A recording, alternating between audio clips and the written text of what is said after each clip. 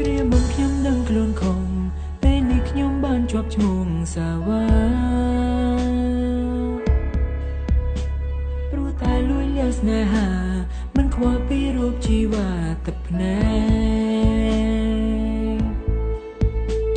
តែបានដាក់ទោសខ្ញុំចង់ខ្ញុំគឺជាអ្នកធ្វើខុសគ្រប់យ៉ាង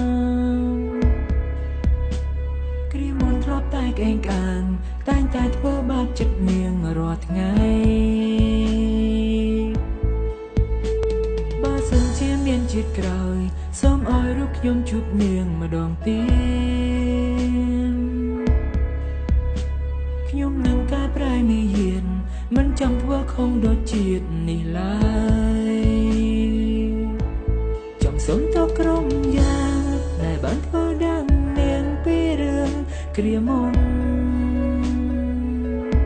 សម្ដីដ៏ផ្អែមល្ហែមកាយវិការទន់ភ្លន់ខ្ញុំចង់ជួបម្ដងទៀតតើអាចទេបើសិនខ្ញុំចង់ជួបគេជាលើកចុងក្រោយ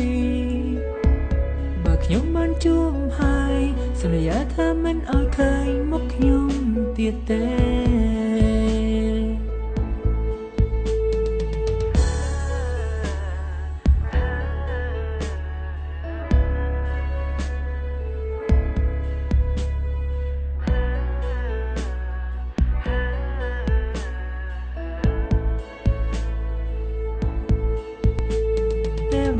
ទោសខ្ញុំចង់ខ្ញុំគឺជាអ្នកធ្វើខុសគ្រប់យ៉ាងគ្រាមុនធ្លាប់តែក្អេងក្អាងតែងតែធ្វើបាបចិត្តនាងរាល់ថ្ងៃបើសិនជាមានជាតិក្រោយសូមឲ្យរូបខ្ញុំជួបនាងម្ដងទៀតខ្ញុំនឹងកែប្រែមាយាទ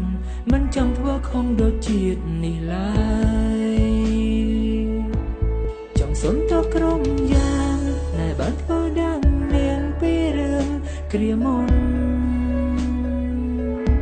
សម្ដីដ៏ផ្អែមល្ហែមកាយវិការទន់ភ្លន់ខ្ញុំចង់ជួបម្ដងទៀត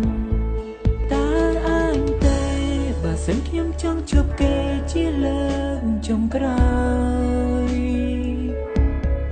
ខ្ញុំបានជួបហើយសន្យាថាមិនឲ្យឃើញមុខខ្ញុំទៀតទេ